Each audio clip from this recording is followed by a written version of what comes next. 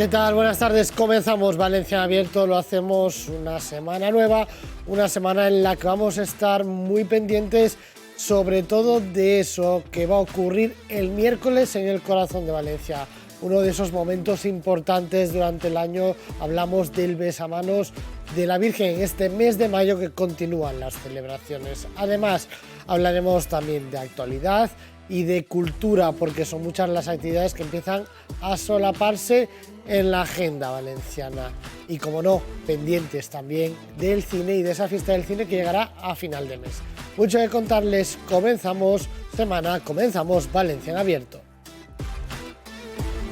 Hoy vamos a hablar de reciclaje, porque este fin de semana se celebraba el Día Internacional del Reciclaje y con ese motivo desde la Entidad Metropolitana para el Tratamiento de Residuos han querido explicar y ofrecer una visita a sus instalaciones.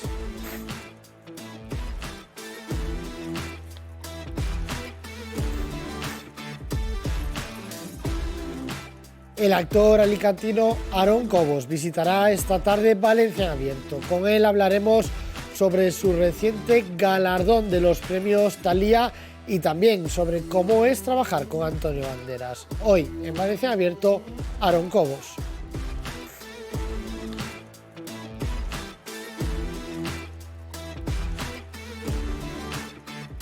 Y lo decíamos, muy pendientes de esta semana, de lo que va a ocurrir el próximo miércoles, ese besamanos que volverá a citar a miles de personas en la Basílica de la Virgen de los Desamparados.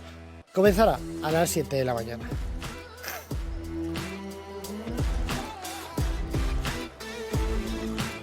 Comenzamos, lo hacemos como siempre hablando de actualidad. Hoy una actualidad que pasa por el nombramiento del nuevo jefe de la Policía Local de Valencia. La alcaldesa de Valencia, María José Catalá, ha anunciado hoy la toma de posesión del nuevo jefe de Policía Local de Valencia, el comisario principal Ángel Albendín, que comenzó sus funciones el día del apagón y hoy oficialmente se hizo la presentación en ese salón de cristal del Ayuntamiento de Valencia. Lo hizo tras coger el relevo de José Vicente Herrera, el nuevo coordinador de seguridad y emergencias, hasta el momento jefe de la policía local. Aprovechando este encuentro, la alcaldesa anunció también que la criminalidad baja en la ciudad de Valencia casi 4 veces más que la media de España y el doble que la de la Comunidad Valenciana. Además, el descenso de la delincuencia en la ciudad dobla los descensos de Madrid y Barcelona. La alcaldesa coincide y afirma que este descenso se produce cuando se han incorporado más de 200 nuevos agentes a la policía local, unos agentes que se destinarán principalmente a la policía del barrio, una policía de barrio que el nuevo jefe de la Policía Local de Valencia, Ángel Albendín, ha asegurado será fundamental durante los años de mandato.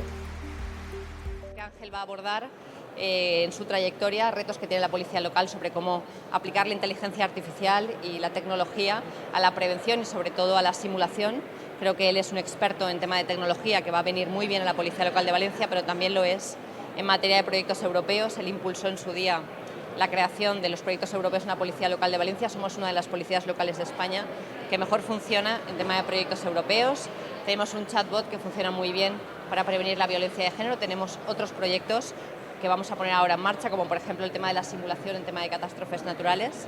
Y creo que la Policía Local de Valencia va a experimentar un salto en estas materias con una persona que tiene mucho talento y además mucho conocimiento. Debemos impulsar una policía innovadora, que use las últimas tecnologías para prevenir amenazas, conflictos y delitos y que se adapte de una forma eficiente y rápida a la demanda ciudadana.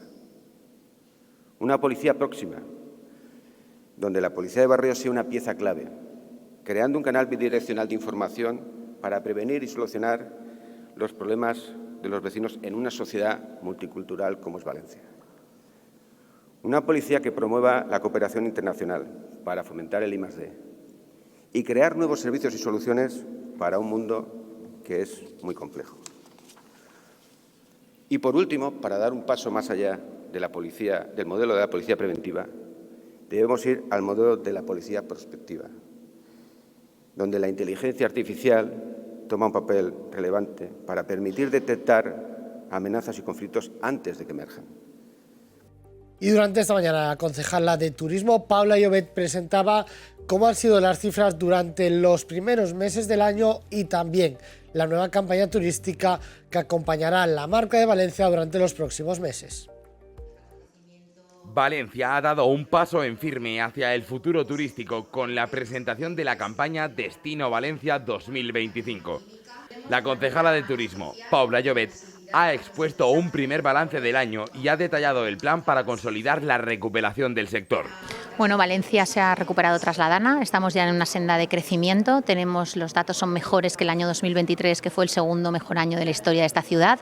Si bien es verdad que con respecto al año 2024, pues vamos un poco por bajo, pues evidentemente a principio de año se vio todavía resentido por la Dana y pues el mes de marzo tuvimos unas fallas muy lluviosas que tampoco acompañaron la meteorología, pero la senda es buena, es positiva, los datos, como decía, 7,2 pernoctaciones más que en el año 2023 y además las búsquedas de vuelo pues nos hacen predecir que tendremos un buen verano. La nueva campaña apuesta por una presencia destacada en diferentes medios digitales con acciones de contenido de marca y colaboraciones con influencers como Peldaños, entre otros. Buscan el objetivo de posicionar a Valencia como la mejor ciudad del mundo para vivir, visitar e invertir.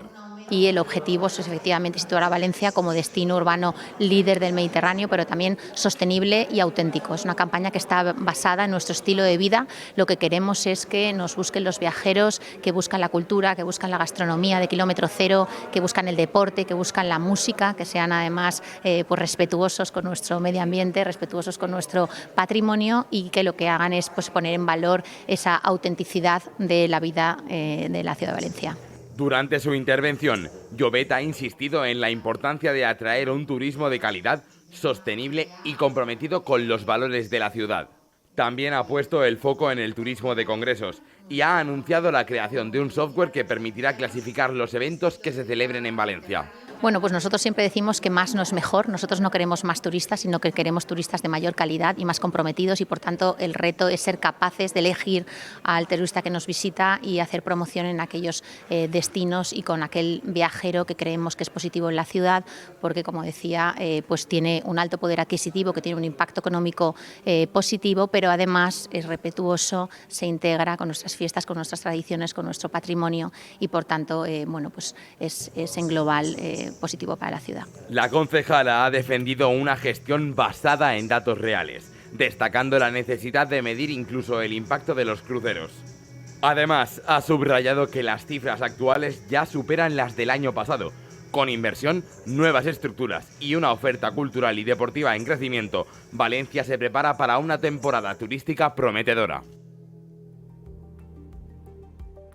Y la Diputación de Valencia presentaba una nueva edición de su Feminario. La Diputació de València tornarà als orígens del feminisme per a afrontar amb perspectiva els reptes del futur. El 8è Feminari de la Corporació Provincial es celebra este mes de juny i comptarà amb ponències i intervencions de primer nivell. Avui presentem la 8a edició del Feminari de la Diputació de València, un event que per a nosaltres és fonamental, és molt important i marca una de les línies més importants en la delegació d'Igualtat de la Diputació de València. El programa s'obrirà amb una intervenció de Mary Nas, seguida d'una taula redona amb les acadèmiques Anna de Miguel i Rosa Cobo i l'activista Càndida Barroso. També se celebrarà un homenatge a Concha Gisbert, referent de la lluita feminista en els anys 70. Un encontre que este any per a nosaltres és més que especial perquè commemorem els 10 anys de l'àrea d'Igualtat de la Diputació de València i volem fer-ho amb aquest feminari i amb veus referents del moviment feminista. La vicepresidenta de la Diputació, Natàlia Anguís, ha insistit en el paper del feminisme com a cultura de pau, especialment en un context marcat pels conflictes armats i l'ascens de l'extrema dreta. En esta línia se celebrarà una altra taula redona amb Alicia Puleo, Maria Martín i Letícia Dolera, a més d'un debat sobre feminisme en perspectiva amb Luisa Posada i Tàsia Arangue, i la participació de l'artista Soler Jiménez. En concret, este any volem dedicar el Feminari, la 8a edició, a l'origen del feminisme, a on estem en l'actualitat, debatre sobre on anem també cap al futur amb el feminisme, i per això comptarem amb ponents de primer nivell i comptem també amb una participació per a mi molt especial, que és la de Merinàs, que serà qui inaugurarà el Feminari amb la seva ponència i que per a nosaltres és i serà sempre un referent en el nostre Feminari.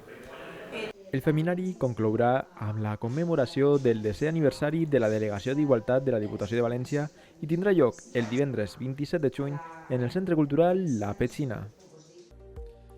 Y la entidad metropolitana de tratamiento de residuos celebraba el Día Internacional del Reciclaje y lo hacía con una visita a una de sus plantas.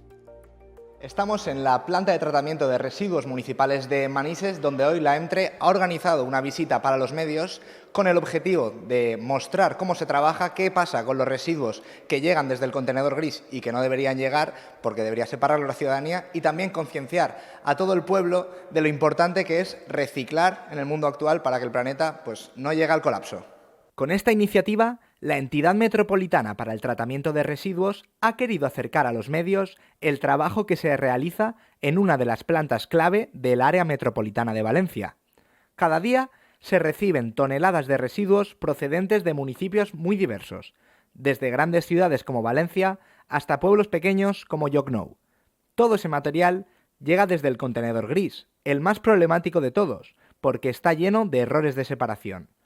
Según los datos que maneja la ENTRE, cerca del 70% de lo que se tira en ese contenedor no debería estar ahí.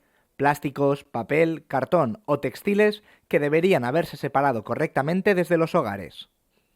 La jornada ha tenido un objetivo doble: fomentar una información clara y transparente y contribuir a la concienciación ciudadana. Porque cuanto mejor separemos en casa, menos residuos llegan a esta planta y más eficiente es todo el proceso. El mejor residuo es aquel que no se genera y que al final el origen o el sentido de esta entidad sería su no existencia. Es decir, si la gente en origen separara como corresponde, pues no haría falta que hubiera una entidad que hiciera esa faena porque ya se habría hecho previamente. Durante la visita, los asistentes han podido conocer de cerca el proceso completo, desde la entrada de los residuos en naves completamente cerradas hasta el recorrido subterráneo donde comienza el tratamiento.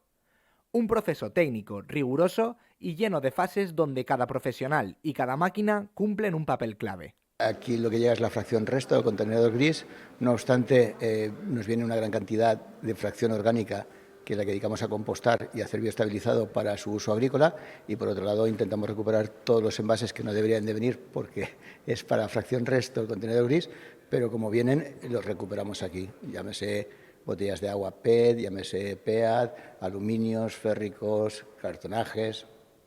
Pero si hay algo que también se ha querido dejar claro en esta jornada es que la lucha contra la desinformación es fundamental. Desde el Ayuntamiento de Manises, el concejal Rafa Mercader ha aprovechado la ocasión para desmontar bulos y recordar que el reciclaje funciona, aunque no siempre lo veamos. Es importante concienciar porque el planeta está en el colapso. Yo lo comentaba antes en la rueda de prensa, que la OMS decía que antes en noviembre llegábamos al colapso mundial y ahora con los datos que tenemos en mayo, en septiembre llegaremos al colapso mundial. Por lo tanto, tenemos que empezar a poner medios y sobre todo dejar de generar residuos. El tema de materias primas vendría de la mano de la generación de residuos y la reutilización, y es otro de los problemas que tenemos a nivel planetario y, como no, en nuestra Comunidad Valenciana. La visita a la planta de Manises nos deja una lección clara. El reciclaje no termina cuando tiramos una bolsa. En realidad, ahí es cuando todo empieza. Y si no lo hacemos bien desde casa, el proceso se vuelve más costoso, más complejo y menos efectivo. Por eso, en el Día Mundial del Reciclaje, la EMTRE lanza un mensaje directo a la ciudadanía.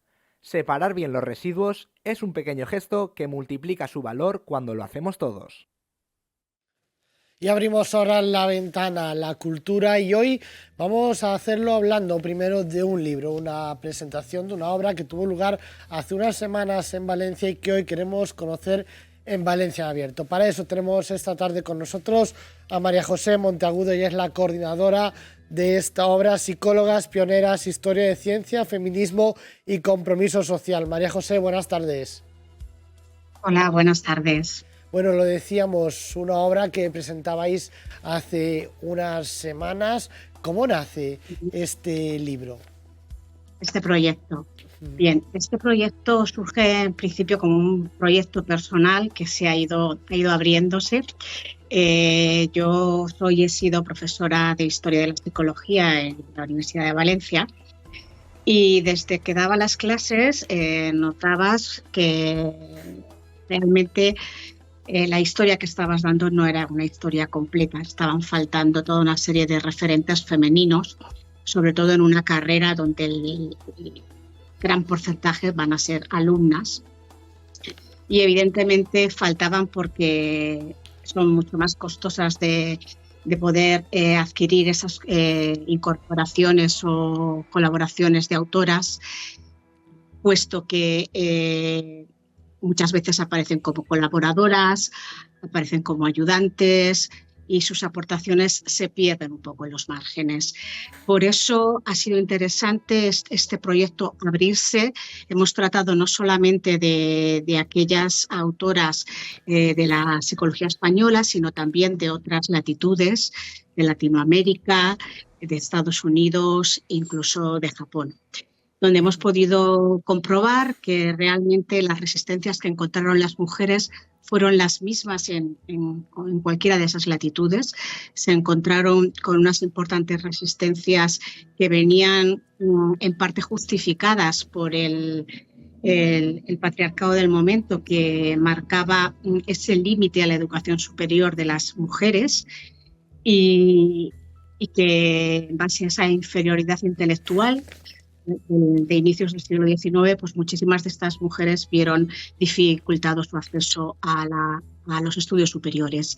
Estas primeras psicólogas van a surgir pues de ámbitos de la medicina, del magisterio, desde donde tratan de aproximarse a esta ciencia, la psicología, que surge a principios del XIX.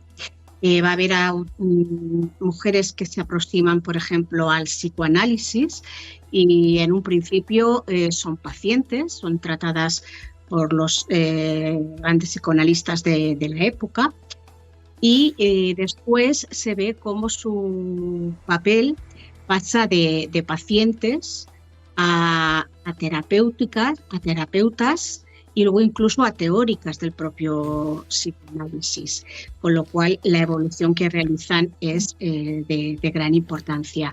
Ha resultado también de gran interés conocer a aquellas primeras autoras de Estados Unidos, quizás las más conocidas, porque ya estos trabajos que nosotros hemos realizado aquí ya se han realizado con anterioridad en Estados Unidos. Es cierto que ya había unos referentes aquí como García Dauder, Carmen Colmenares, que han trabajado, de hecho que también colaboran en la obra, y han trabajado estos primeros referentes de autoras.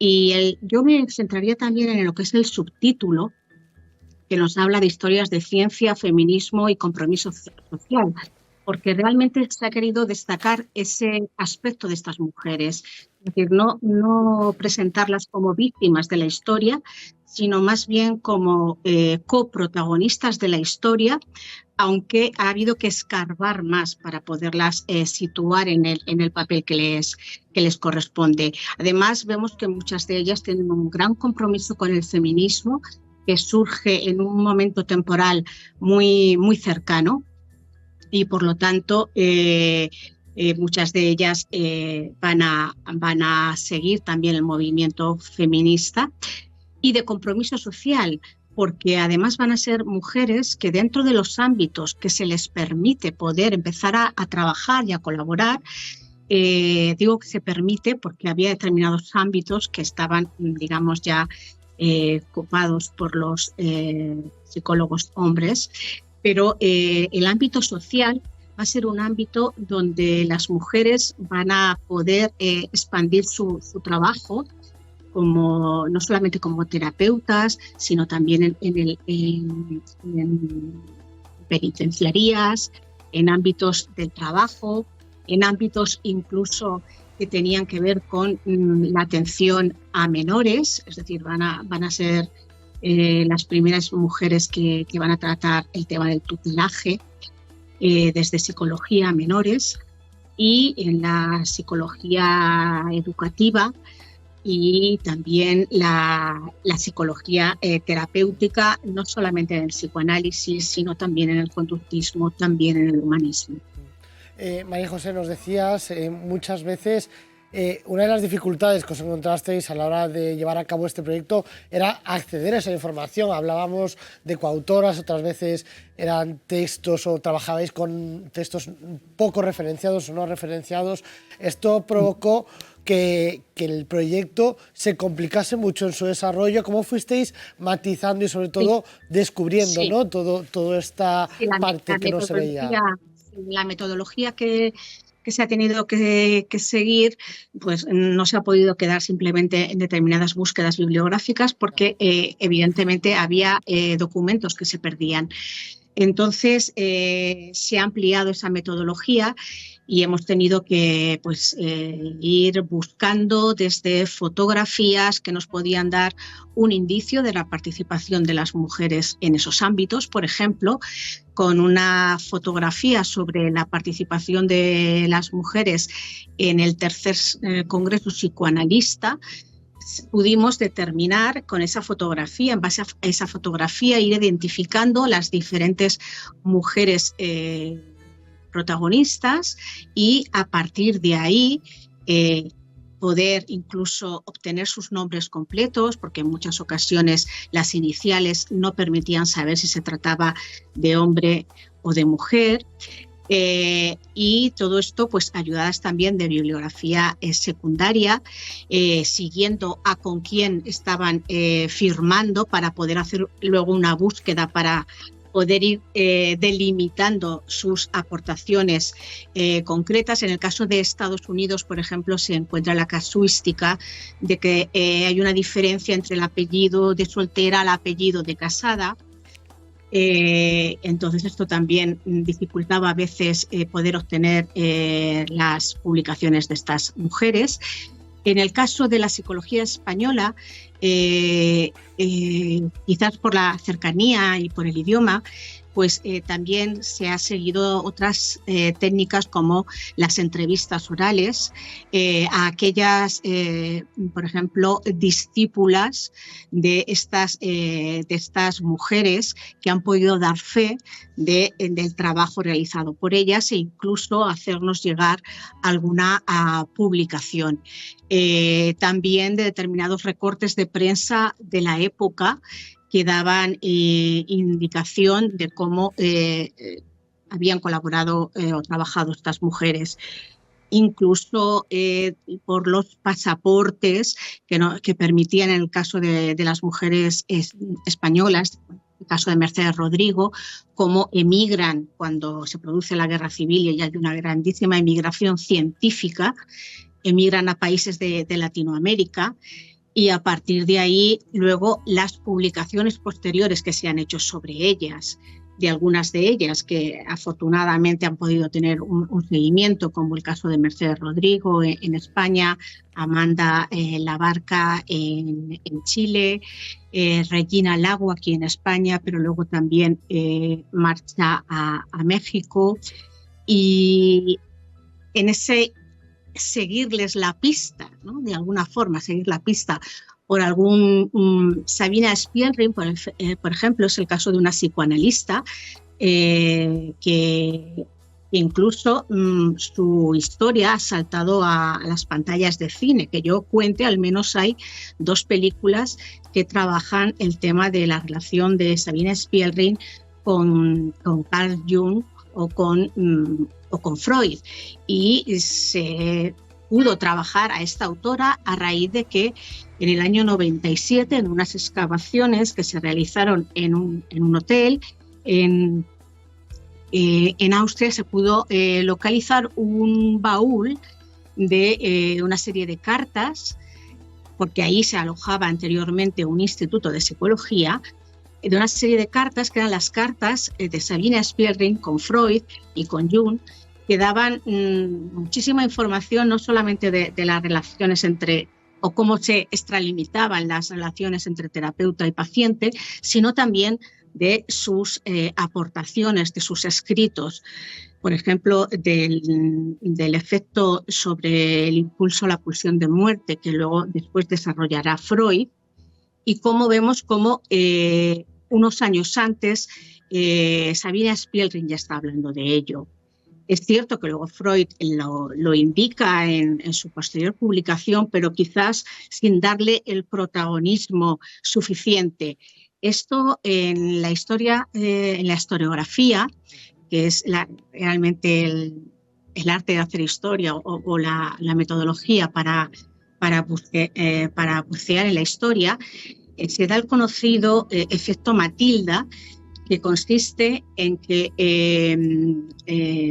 siguiendo lo que es el propio Evangelio de San Mateo, donde indica que aquellos que más tienen, más se les dará, y aquellos que menos tienen, menos recibirán. Y es el efecto que se podría dar en el caso de las mujeres, donde no solamente tenían pocas publicaciones por las dificultades del momento, sino que incluso hay determinados elementos o aportaciones suyas que son tomadas por sus compañeros y no dándoles la mención necesaria o suficiente para ellas también tener el reconocimiento adecuado. Pues ahí está ese trabajo que recogéis en ese libro de ese proyecto, Psicólogas Pioneras, Historias de Ciencia, Feminismo y Compromiso Social. María José Montagudo, gracias por acompañarnos esta tarde en Valencia Abierto para darnos a conocer algo más de ese proyecto y de estas historias de vida. Un saludo. Un saludo. Buenas tardes. Y nosotros nos vamos ahora hasta el IBAM, porque allí se presenta una nueva exposición que quiere poner en valor los fanzines y el mundo del cómic. El IBAM reivindica el fenómeno de los fanzines como la vanguardia y la experimentación del cómic. A través de la exposición Eso no es cómic, el Centro Cultural Valenciano muestra la producción actual de fanzines y un recorrido histórico por medio siglo de creación de estas publicaciones transgresoras.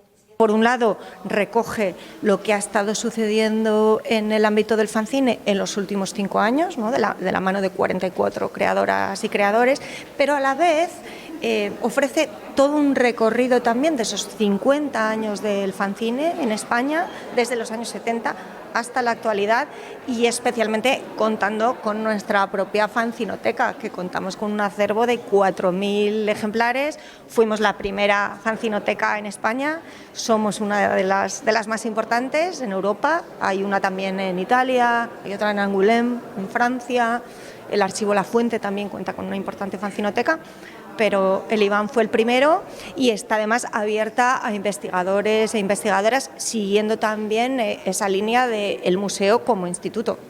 Comisariada por Álvaro Pons y Noelia Ibarra, la muestra reivindica este fenómeno cultural con vocación efímera y transgresora a través de una selección de autores que buscan dar luz a esa pluralidad. Bueno, en total son casi 250 fanzines y de esos 40 autores lo que se ha buscado siempre es precisamente mostrar la riqueza y diversidad del fanzine de cómic en España. Entonces no hemos seguido una línea definida en ese sentido de buscar temáticas o de buscar elementos a lo mejor de autores que sean muy famosos, sino precisamente todo lo contrario, el que se vea ese contraste, que pueda haber gente que lleva muchos años haciendo fanzines o autores que a lo mejor solo han hecho uno recientemente que son muy jóvenes. Luego que los estilos sean completamente diferentes, hemos buscado de forma muy consciente que los estilos contrasten muchísimo para que se vea gente que hace abstracción, que hace underground puro, que hace poesía gráfica, que hace humor, que se vea toda esa riqueza y diversidad que tiene el fanzine de cómic. El cómic es una vía extraordinaria para el fomento lector y el disfrute lector. La mayoría hemos crecido leyendo cómics y forman parte de nuestro imaginario y de nuestra competencia lectora y literaria. Sin embargo, todavía parece que tienen algunas reticencias para su entrada en las aulas en el mismo nivel que otras posibilidades como la narrativa, la poesía o el teatro. Sin embargo, leemos cómics, se está leyendo cómic y no solo forma parte de nuestro imaginario, sino que en la actualidad se está leyendo muchísima vez más cómic. El cómic vive ahora mismo un momento positivo en ese sentido. Por ejemplo, ha recibido la atención en los últimos años por parte de las instituciones. Contamos ahora mismo con cátedras universitarias, contamos con, por ejemplo, en la Universidad de Valencia se creó el aula de cómic, pero no es la única universidad que la ha creado. Contamos con congresos especializados en el cual investigadores de diferentes lugares del mundo exponen sus investigaciones, propuestas y buenas prácticas en torno al cómic, así como cursos, posgrados en diferentes líneas líneas de especialización temática. Además de la exposición, en esta muestra podremos disfrutar de un espacio de creación en el que se invita a los visitantes a ser autores y realizar su propio fanzine. Pues ahí está esa actividad. Nosotros nos vamos a publicidad. A la vuelta hablamos de más.